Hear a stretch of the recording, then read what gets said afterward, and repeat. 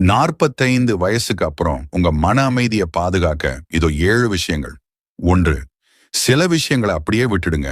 எல்லா சண்டைக்கும் உங்க சக்தியை செலவழிக்காதீங்க. ஈகோவை விட மன அமைதி தான் பெருசு.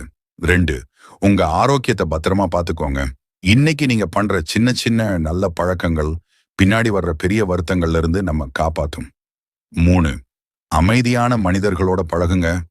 சரியான நட்பு இரைச்சலா இல்லாம ஒரு ஓய்வு மாதிரி இருக்கணும். 4. மன்னிச்சிடுங்க, ஆனா நடந்ததை மறக்காதீங்க. அந்த பாடம் தான் நமக்கு கிடைச்ச பரிசு. 5. கடனை தவிர்த்திடுங்க.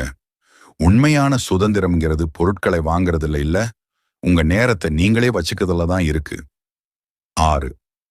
எப்பவும் ஆர்வமா இருங்க. புதுசா கத்துக்கிற மனசுக்கு வயசே ஆகாது. 7. சாதாரண விஷயங்களை ரசிங்க. நாம கவனிக்க தவறிய அற்புதங்கள் தான் இந்த சாதாரண நாட்கள்.